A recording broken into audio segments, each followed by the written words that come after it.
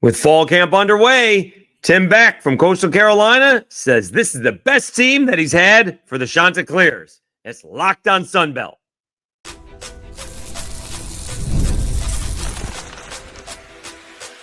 You are Locked on Sunbelt, your daily podcast on the Sunbelt Conference, part of the Locked on Podcast Network, your team every day.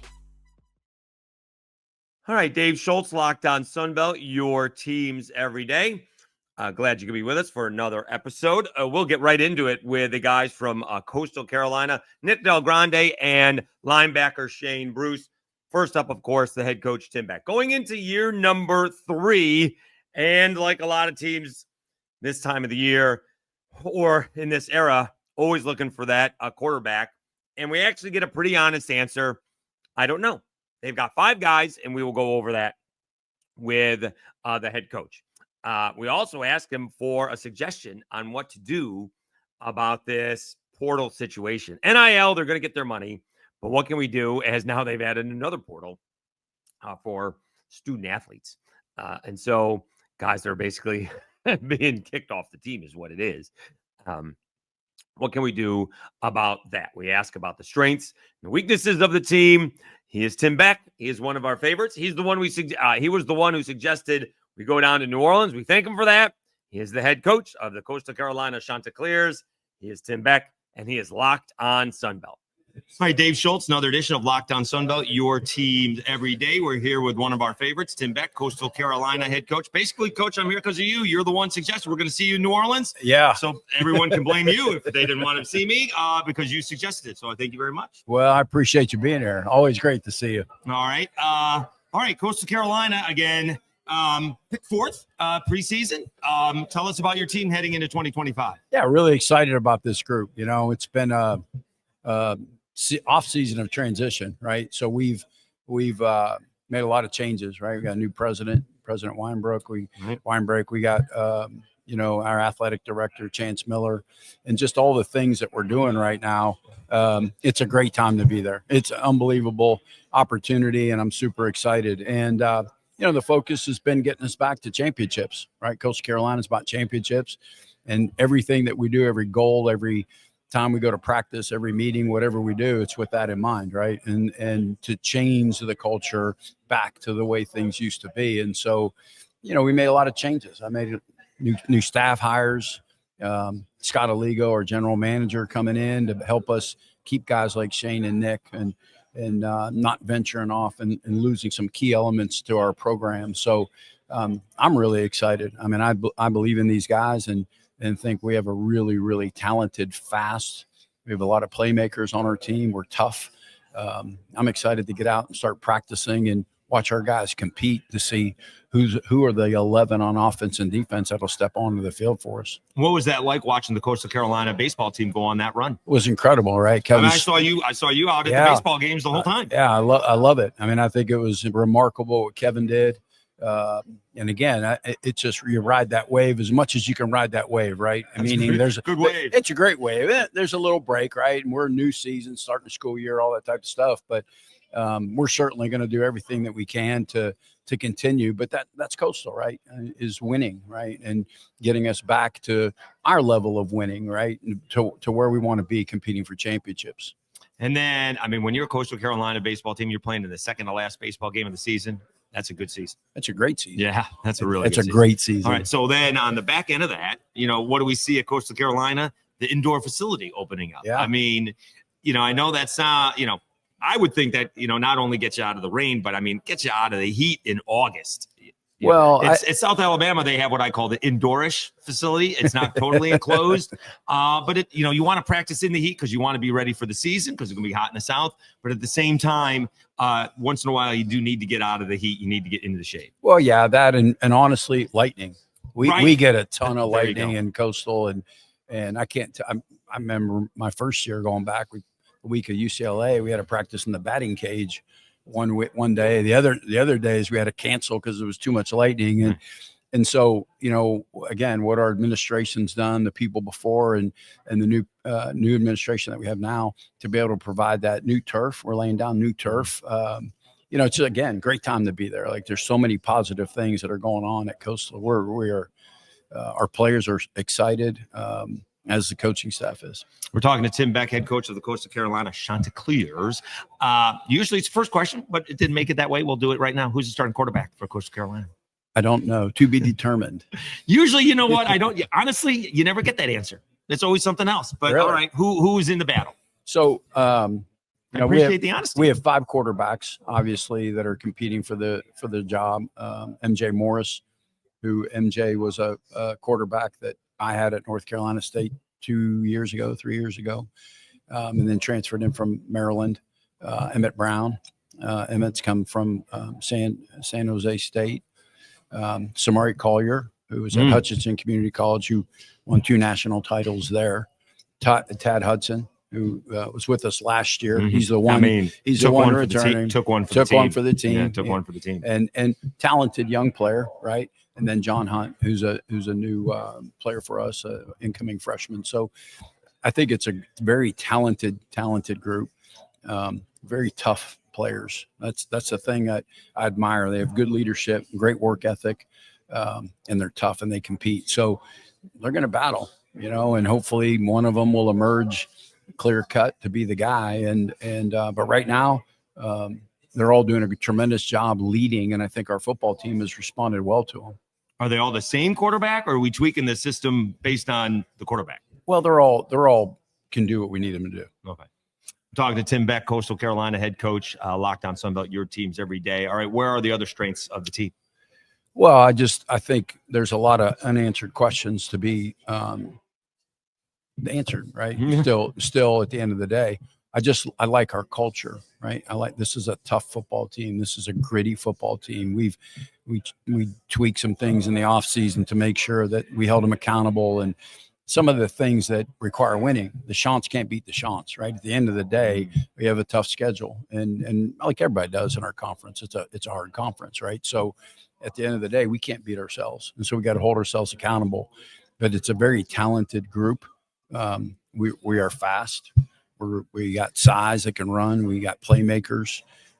Gritty. This is a gritty football team. They've endured a lot together, and they've gotten close. So that part excites me, because I know the football element. They wouldn't be playing college football. They wouldn't be here if they weren't good players. It's that part, and that's the part that's hard to tell in this new age of college football, and you got to navigate through it. That last year maybe didn't see it as well. And it reared its head a little bit as the season went on. What have you learned as being a head coach? Because I like the different paths that the coaches have taken. Tony Gibson kind of took your path, being an assistant a really long time. Bob Chesney, head coach for really long time at lower levels. And then you have Dowell Loggins took the pro route before he became an assistant on the college level. What have you learned as a head coach? Although, you had one plan, and then the whole system changed as soon as you became a head coach. Yeah, so everyone's learning at the same time. That's probably the biggest thing I learned, is that you got to be really fluid. The things you wanted to do, and you thought, hey, one day it's no different than, hey, I'm going to get married one day, this is how it's going to be, or hey, I'm going to have kids one day, and this is how it's going to be. And it's not like that. And so you have to adapt and adjust on the run. And those are all things that I'm learning and have learned, right, to be able to get the right people surrounded by you. And everybody pulling in the same direction. I think we have that. I think our staff, I think our administration, our support staff, and I think our players feel that. All right, let's take a time out. We'll come back and continue our conversation with the head coach of the Coastal Carolina Chanticleers to see if he has any suggestions on what college football should do about the transfer portal. We also talked to him about the 2 players that he brought. Offensive lineman Nick Del Grande, and why such a bright guy bypassed the military academies and a couple of Ivy League schools to play football for Coastal Carolina. And linebacker, as if you can't tell by his neck size, Shane Bruce. We will do that after I tell you about FanDuel.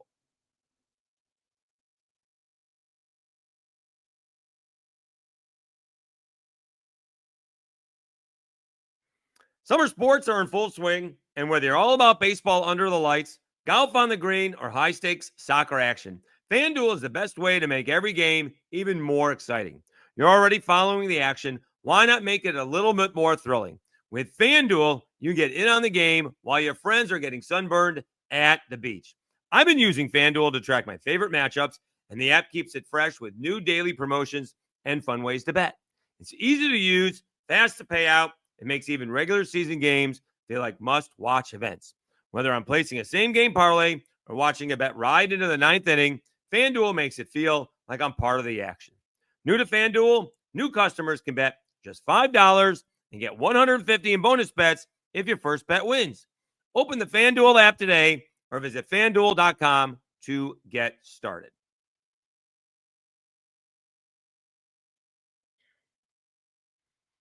All right, Dave Schultz, Locked On Sunbelt, your teams every day. Let's continue our conversation with the head coach of the Coastal Carolina Chanticleers, Tim Beck, and see if he's got any suggestions on what the NCAA should do about the transfer portal.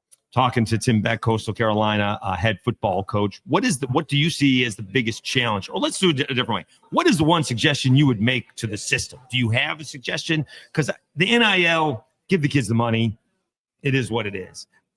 We have to do something about the portal. They've added another portal. I mean, my head is spinning with that.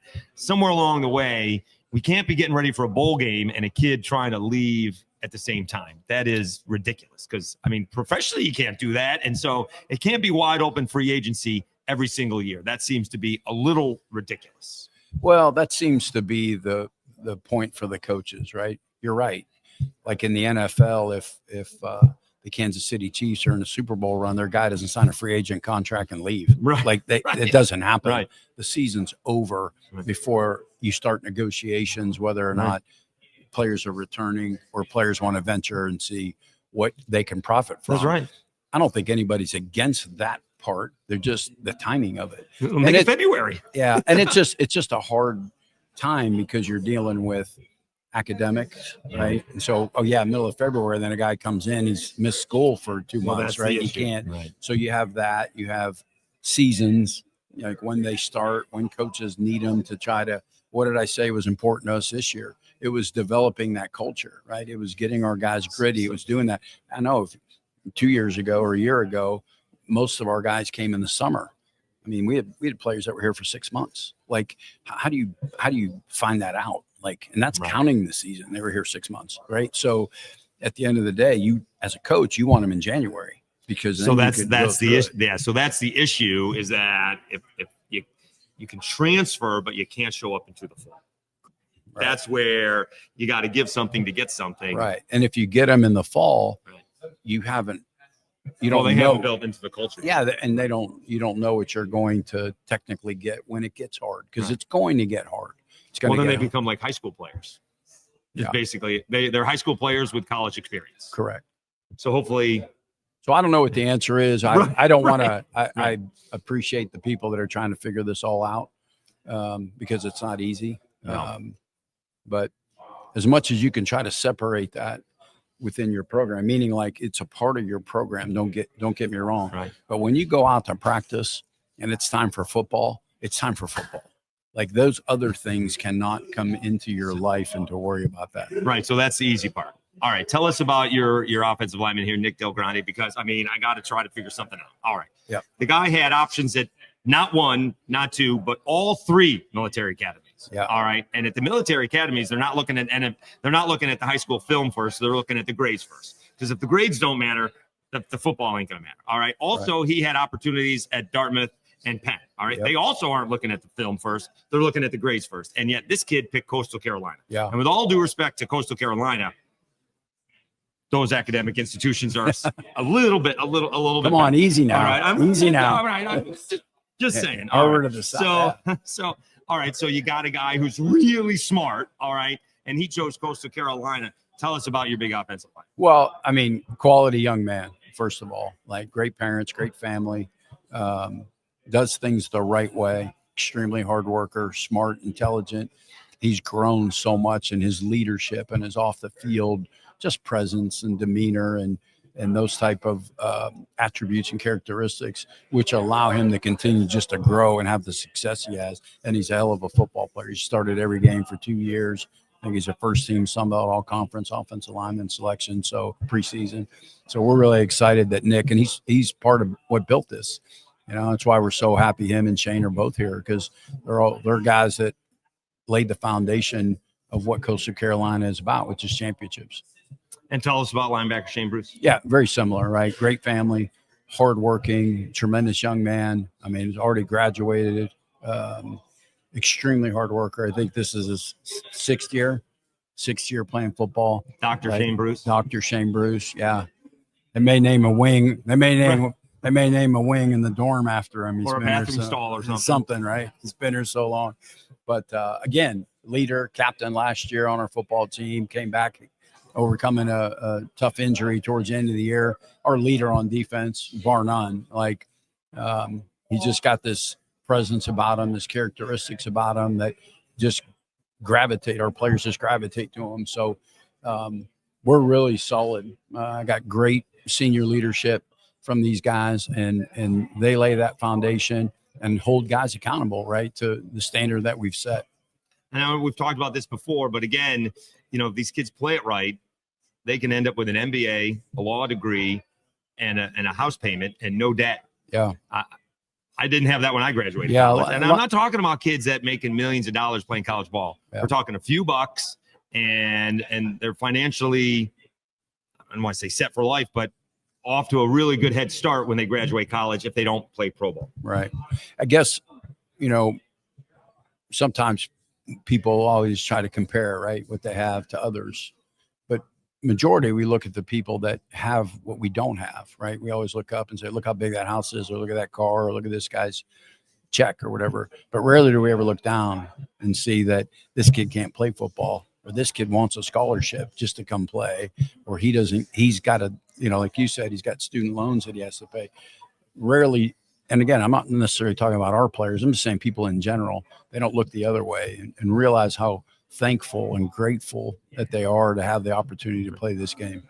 Right. I'm just thinking, again, I guess I'm looking the other way, not the guys who are making millions of dollars. I'm looking some guys making $25,000 for maybe 5, 6, 7 years, get an MBA, law school loan, and has a 2-bedroom apartment that could be paid for and has no debt at 25. but these are two young making men, 6 figures. Yeah. And is got surround sound in his apartment. Surround sound in my 1-bedroom apartment is the sound bouncing off the back wall. Yes. That's surround sound. Yes. Well, but to go back to these two guys, like that's not what's important to them, right? The money at the end of the day wasn't and isn't. Like, they love Coastal Carolina. They love playing football. They love their teammates. And it's one of the big reasons why they decided to stay and come here and leave a legacy, right? At the end of the day, when Shane and Nick eventually move on, it's what they built at Coastal Carolina, like the Grayson McCalls and the Trey Carters and so on and so forth. He's Tim Beck. He's the head coach of the Coastal Carolina Chanticleers. Always appreciate your time, Coach. Thank you so much for hopping on the podcast. We'll catch up during the year. Thank you so much. Awesome. Thank you. Appreciate you. Thank you, Coach. Always appreciate your time. Come on in, guys. All right, let's take one more time out. We'll come back. We'll talk to Coastal Carolina's offensive lineman, Nick Grande, on why he chose the Harvard of the South, Coastal Carolina, and linebacker Shane Bruce. We'll do that right after I thank you.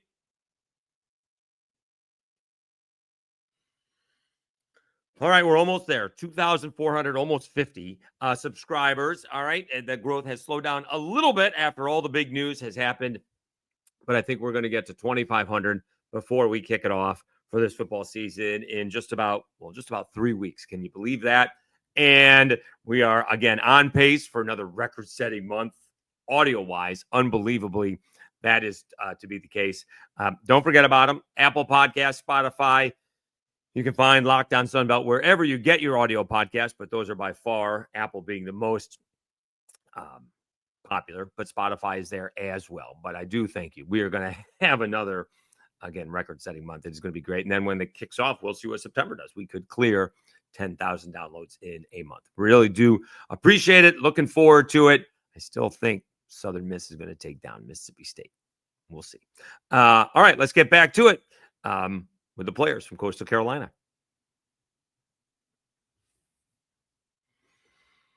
All right, Dave Schultz, Locked On Sunbelt, your teams every day. Let's wrap it up with the guys from Coastal Carolina. He's Nick Grande. Had a chance to go to every single one of the military academies, plus offers from Dartmouth and Penn.